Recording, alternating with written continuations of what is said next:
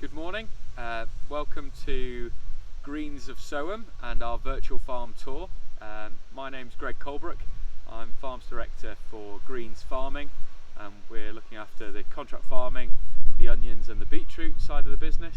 We'll also have a look around the potato side, which is green seed, when we're having our virtual farm tour today. So I'm sorry you can't join me in person due to obvious restrictions, but hopefully we can show you a little bit about our farm and how we farm. One of the plus points about the virtual farm tour is we're going to be able to dot about to different places across the country and hopefully have a look at some different ways that we're doing things. We rent about 4,000 hectares a year, of which 900 hectares on the contract farming agreement. The rest is on short-term lets. And although we're only influencing the way that field's farmed for a year, we want to do that in the most sustainable way we can. So a little later on we'll have a look at our beetroot production and how that fits in, and also the long-term rotations we're building up with the landlords that we work with. We're there to provide the specialist cropping, so we bring our expertise, we bring our route to market for those crops. We need back from that farm some good quality soil, water availability, and free from pest and disease. I think one of the opportunities we have as a short-term renter of land is actually to introduce more cover crops into the way we farm. So currently we take on the land behind the combine in August. The land either sits as a stubble or as a ploughed piece of land through to the following spring, with a real chance of establishing a cover crop, getting growing well, capturing nutrients, cycling that and putting it back to the next crop. And one of the ways I'd like to do that is introduce livestock into the rotation. So problems with introducing livestock into the rotation is the E. coli risk. The supermarkets deem that for 12 months before our vegetable production we can't have any grazing livestock on the field because of this, and I think it's a real shame that we're missing out on an opportunity to get animals to recycle the nutrients rather than mulching the crop or by spraying it off. So I think by demonstrating that actually the products are going to go on for further use, so they're going to be cooked, they're going to be peeled, they're going to be processed in a way that's going to reduce the E. coli risk, or in the livestock we choose, so using sheep rather than cattle or pigs, means the E. coli risk to the end consumer is relatively low. One of the other challenges with cover crops is that actually at the moment we wouldn't receive any payment for the benefit of those, so that would go to the landlord if they were willing to do them. And I think that's one of the shames that actually as a business we're really engaged, we're really wanting to change the way we farm, and we have a chance to influence a lot of hectares in the UK, but as yet we wouldn't be eligible for any funding or any benefit that we'd bring to the party. So here we are in the Cambridgeshire Fens. So this soil is about 25% organic matter, and some people would say that actually we'd be better off re-wetting this landscape to stop the loss of carbon.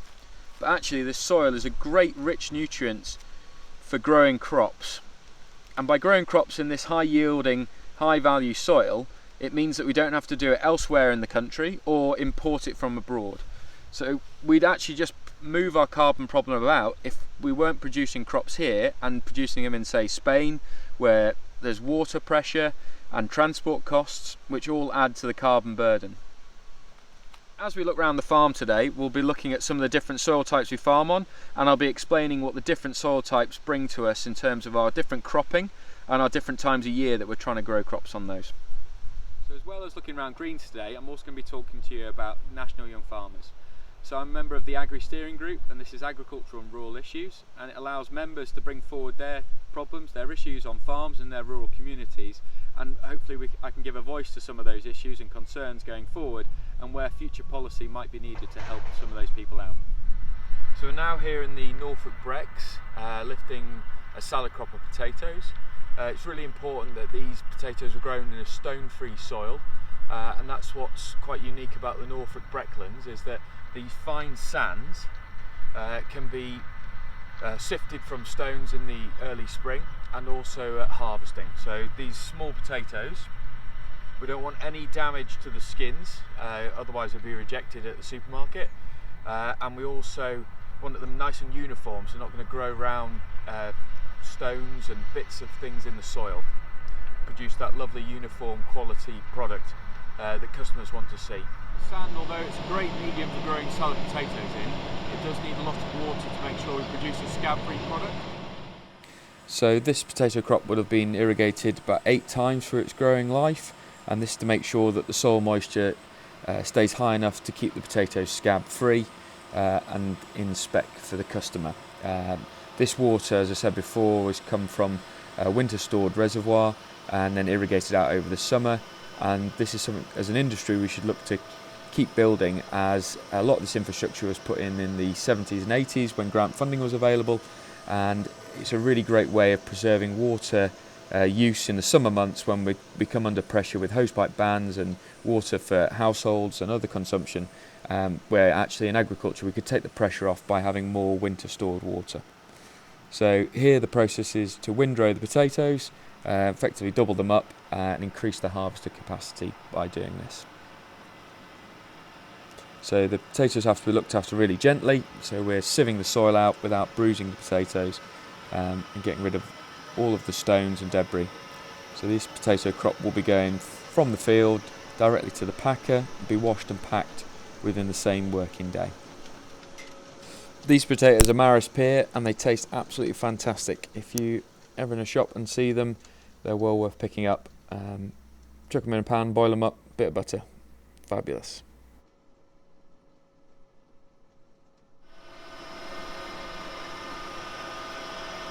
So these potatoes are harvested just in time, which means that the kit has to be reliable. To do this we run a modern fleet of machinery, so in this field we have £500,000 worth of equipment to make sure that the equipment doesn't break down, that we're always ready to supply potatoes and we never let the customer down. On the back of the harvester we have some returning Polish workforce. They've come back every year. I'm from the same family, or it's people known to them, so it's really great that we've been able to recruit and keep these people coming back. They pick the potatoes off, they're crushed at the back of the harvester, and you can see that falling to the floor to stop any potatoes regrowing. This is the type of soil we're farming in. It's got lots of flints, chalks in it that's been de-stoned, and this is the sort of size of stone that's been separated out to the trench, allowing us to grow in a stone-free bed in the middle. As I said before, this at the moment is quite saturated with moisture because of the rainfall, but up until now we've been irrigating this to keep it scab-free through its growing cycle. So these soils typically have low organic matters, would be 1-2% organic matter would be quite normal for a sand on the brecks, but in here we should find some lovely perfect little potatoes, all under 45mm, exactly what the customer's looking for. And still, even in these wet conditions, soil that separates.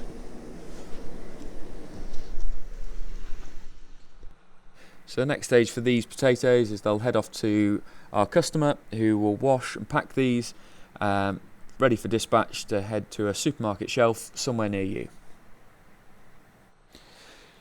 So we've now finished our tour of the Norfolk Brecks. We'll hop back to Cambridgeshire, where we'll look at beetroot production and follow the story of the beetroot crop through. So this beetroot crop has come to the end of its growing cycle. It's used its lovely green canopy through the summer to store sugars in its root, which we're going to harvest. That'll be the sweet tasting beetroot that we supply to our customer. So this is our brand new beetroot harvester for this year. We were able to make this investment due to being a member of a producer organisation, which I'll talk a little bit more about later. This harvester is able to pick up beetroot without any gaps in it. So traditionally this would have been grown in beds with row spacings for wheels to run down.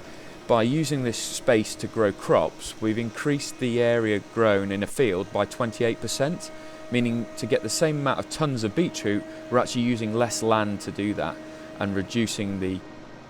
So by sustainably intensifying, we can reduce the impact and the land required to grow the crops to feed people locally and sustainably.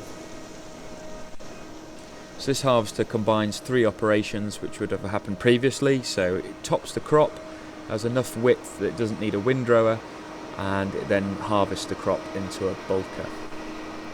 So we're able to do all of this using one skilled worker who's using all the technology available to him. So this is driving itself in a straight line, it's got auto depth, auto sensing, and then the operator is just checking on settings and optimizing the performance of the harvester. And although it's a big harvester, it's got wide tracks and wide wheels, and it spreads its weight very evenly across the land, reducing compaction for the next crop and making cultivations easier. So in the spring we established a crop of barley in here. This was to protect the soil from blowing and also protect the young beetroot plants as they came through, to make sure we get a very even plant population and we don't lose any soil. This plant population is key to manage the saleable sizes from the crop. As I'll show you, we've got where plants emerge together, we get some very small beetroot. Where they emerge staggered, we get some very large beetroot. And we need to make sure that we've matched this to our sales profile. Not only is it important to have the right size, we also need the right quality. As you can see, this crop isn't as green as it once was in the summer, and that's because it's succumbed to a disease called Cercospora. As we lose more active ingredients and we get less chemicals being re-registered, combating diseases can become a real problem for us. To be able to compete and offer products to Europe and further afield, we need to make sure that we've still got the full toolkit available to produce some of the world-leading crops that we can in this country. So the beetroot you saw harvested in the field is coming back to be stored at the moment. We extract the small beetroot and these are being exported at the moment to Germany. That trade is really free and easy at the moment, obviously, and we can do just-in-time deliveries to a German factory without any hold-ups. We have two storage methods. This one is clamped beetroot and works on using ambient air to keep the product cool.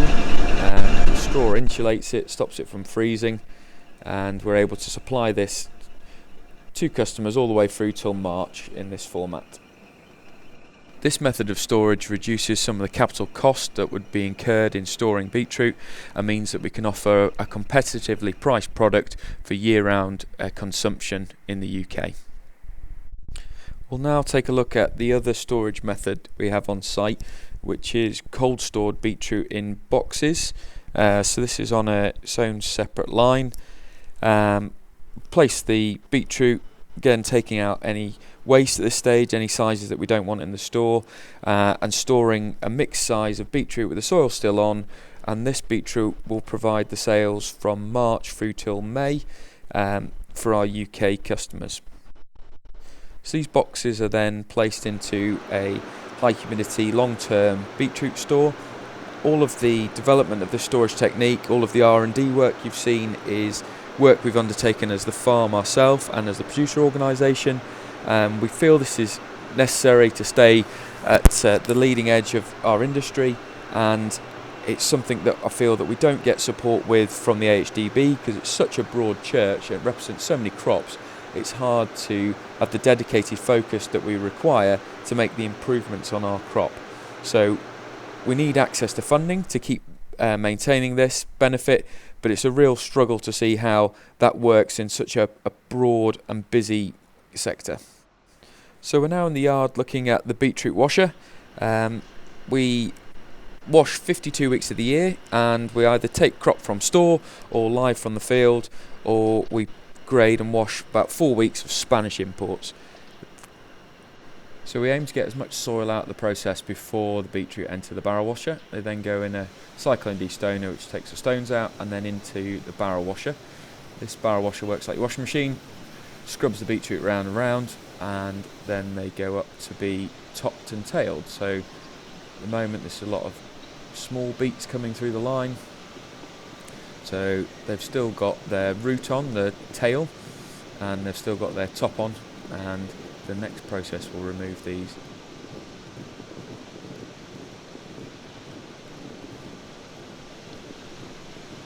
So I think as an industry we could sell ourselves a lot better on some of the skills we need.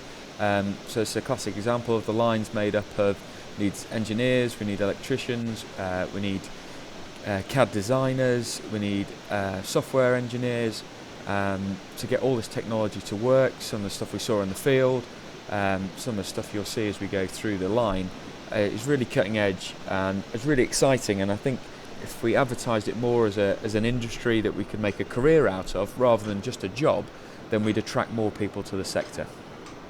So this web takes out any undersize, any small beets that we can't sell, any bits of beetroot. At the moment there's still space for some visual inspection by people, but as we see around the corner, we've just invested in a optical grader that will remove foreign objects and beetroot that are low standard without the need of any human interaction. So this has increased the skill level of the employees we need. It gives a potentially higher paying job and all things that will attract more people into the sector that wouldn't have necessarily thought of agriculture as a career. But to do this, we need to make sure we're profitable, that we've got an exciting space, and that we keep investing across the farms in the UK so that people can see it as a genuine career opportunity.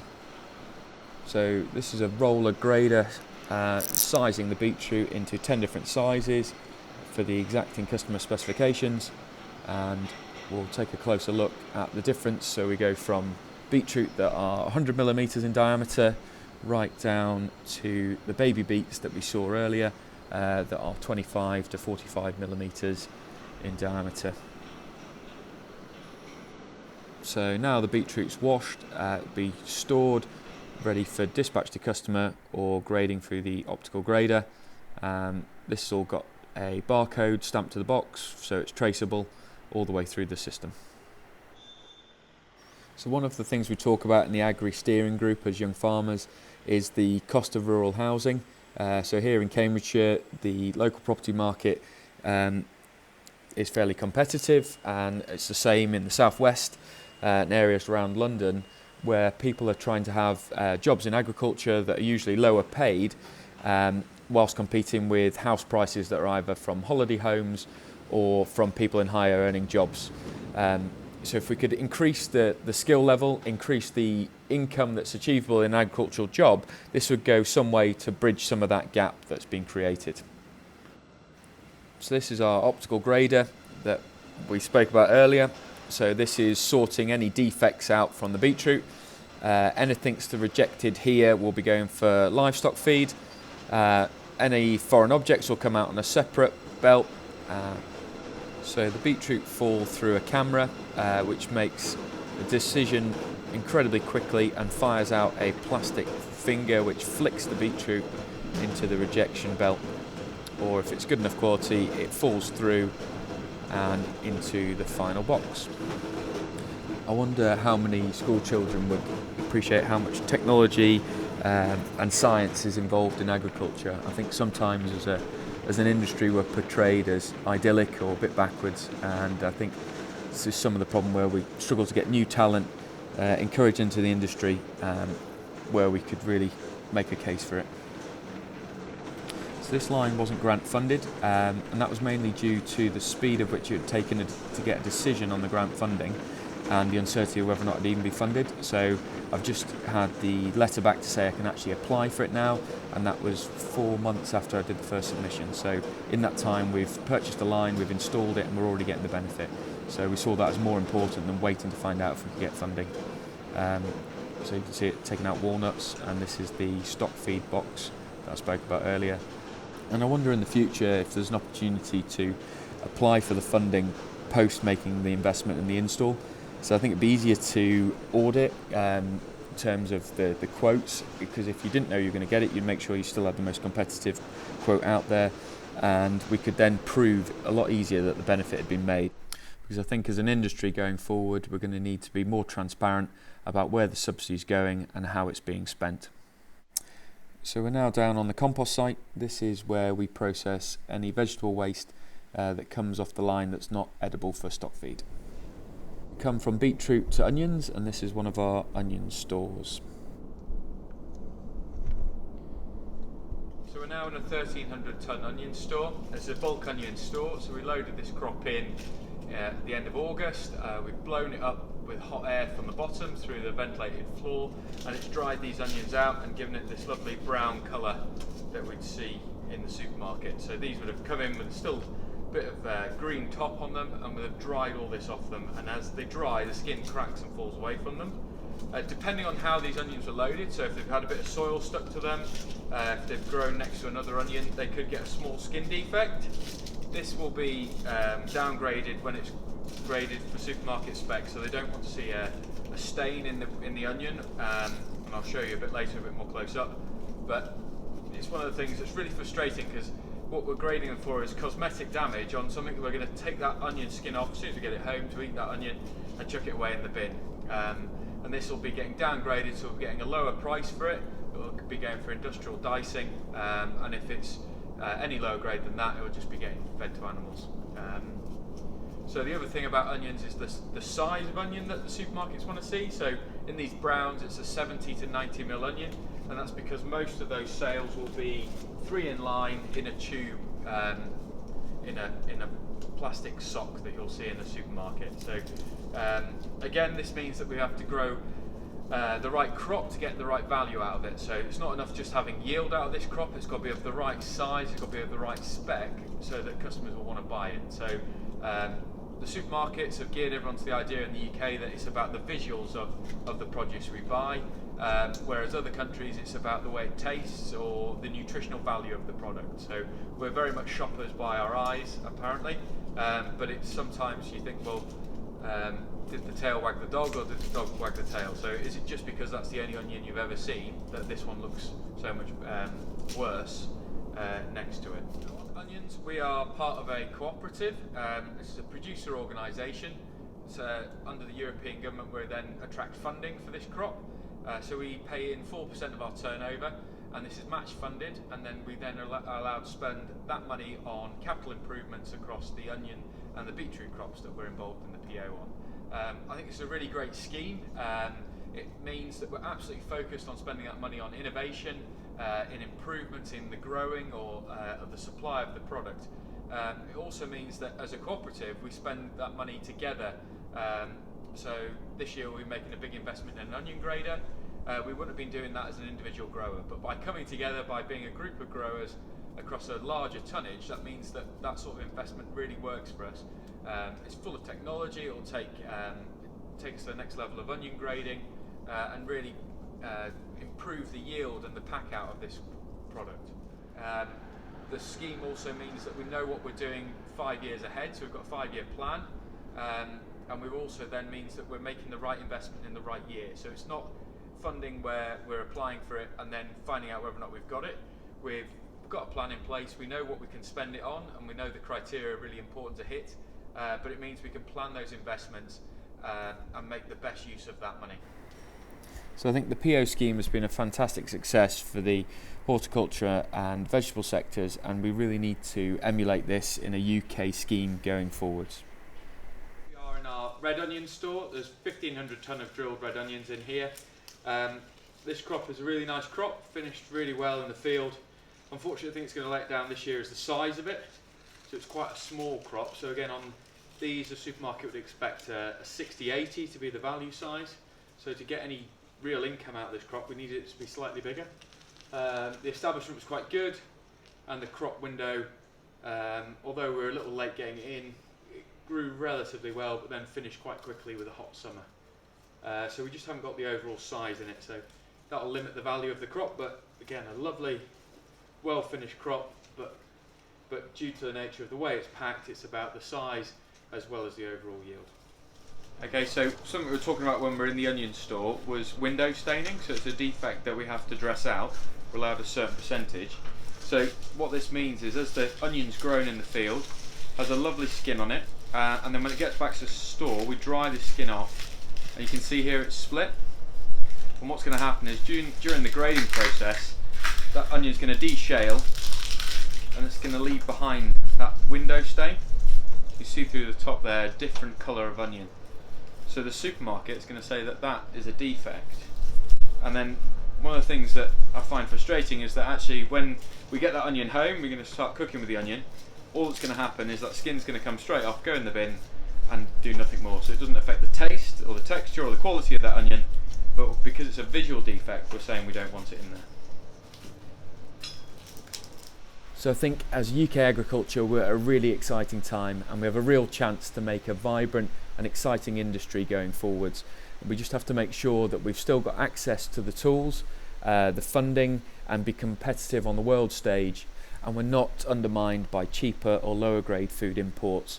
and that as an industry we're still attracting talented people into it and making it a real career option rather than just a job. So I really hope you've enjoyed your virtual farm tour of Greens. I'm really looking forward to the questions you've got for me, and I hope this has sparked a bit of interest and debate.